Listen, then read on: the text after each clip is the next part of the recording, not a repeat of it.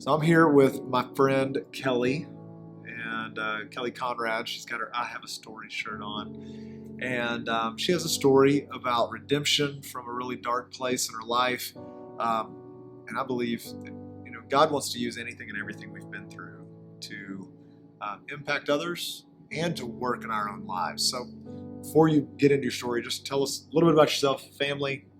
Who are you? I am Kelly, obviously, and I grew up in a small town in northeastern Pennsylvania. Okay. I have 3 sisters and a brother. My parents divorced when I was very young, so I grew up in 2 different homes, both believers. One walk was different than the other.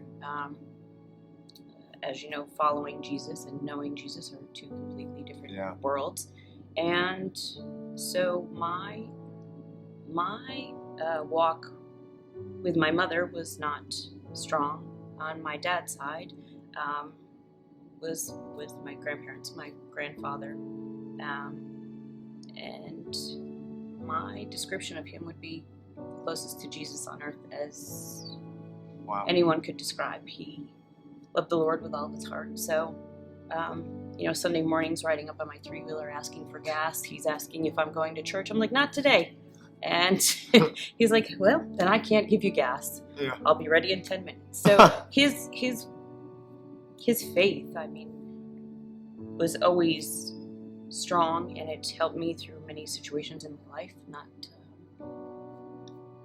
Growing up in 2 different homes, you had strength every other weekend or every week in the summer. So it was hard, and the influences were sporadic. Yeah.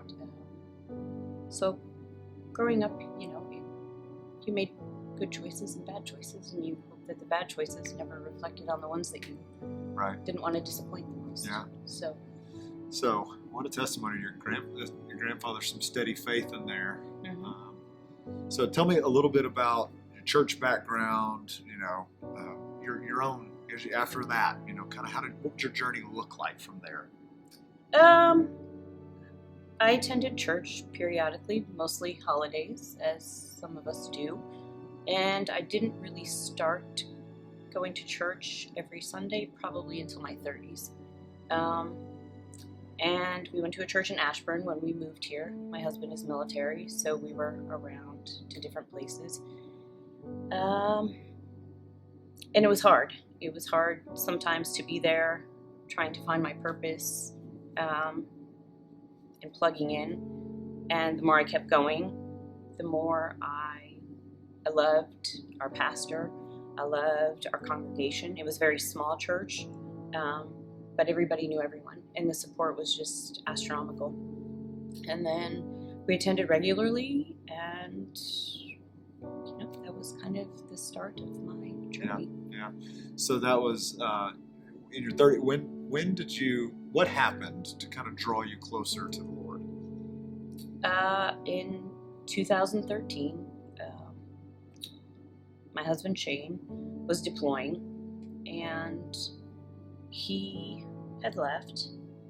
And that evening, prior to his flight, we kind of had, maybe a hunch that, I don't know, we just felt like something was off and something was going to happen. We have a son who had a heart defect, and he was great. He had just had a checkup 3 days prior. He was healthy. He was well. Everything was going great. So that never crossed our mind for anything to happen. We just thought maybe my husband going overseas and doing his job, maybe he wasn't coming back. We just both had that feeling. How old was your son at the time? He was 4 months. Okay. And so the eve of April 9th, our son passed away from cardiac arrest.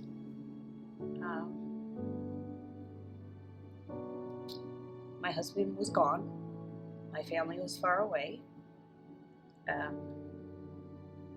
had my church family, which came together very quickly, and a few dear friends close by. And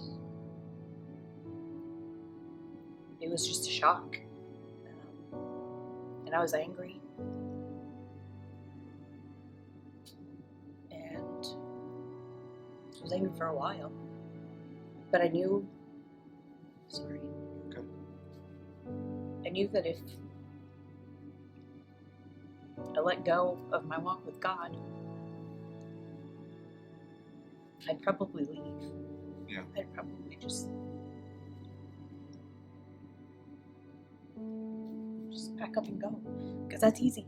Yeah.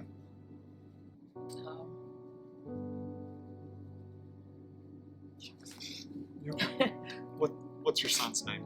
Sawyer. Sawyer. So I had to call my husband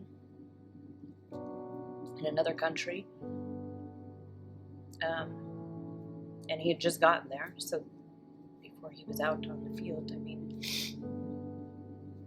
I can't imagine the pain that he was feeling.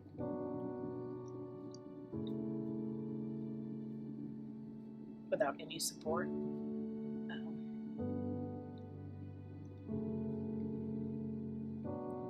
I can't imagine, Kelly.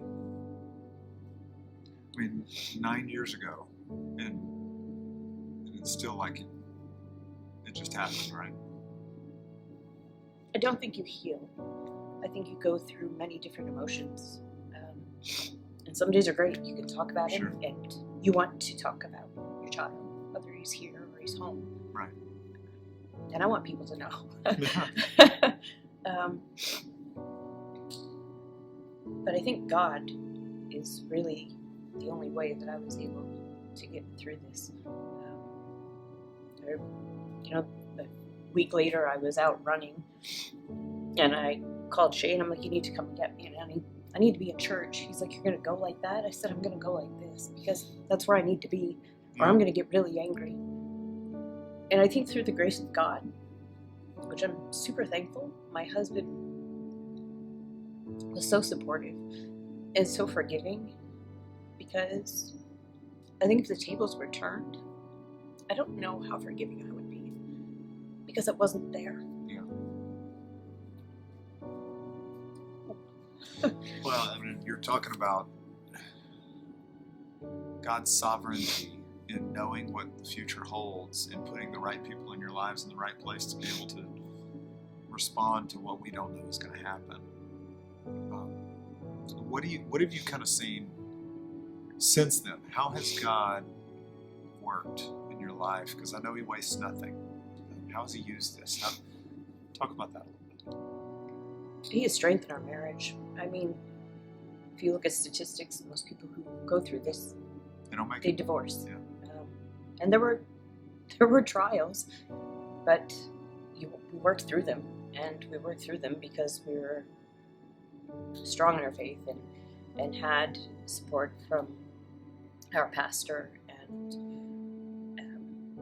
God has taken so many people out of our lives that were unhealthy and put amazing people into our lives. And we get to share our story with people who have gone through similar situations in hopes that we can help them. Yeah. Well, and I know a handful of people in our church that have been through a similar thing, and unfortunately it will happen. And you feel so isolated and alone, like nobody understands.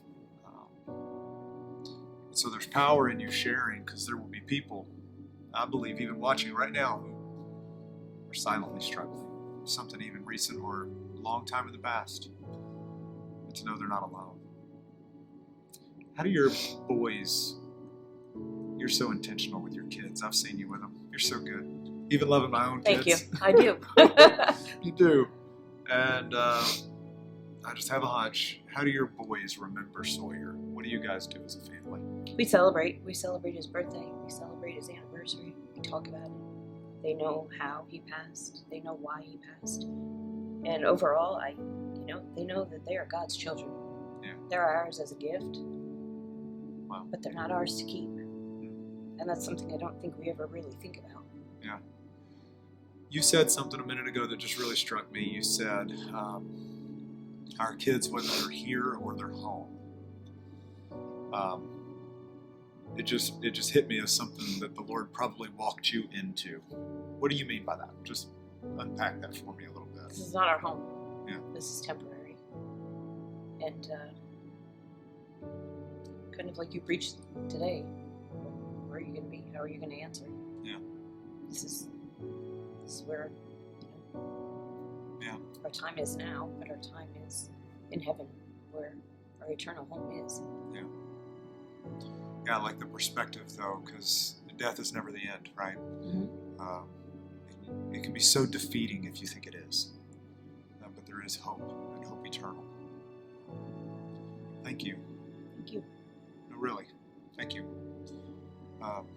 Thank you for sharing your story. Thanks for having me.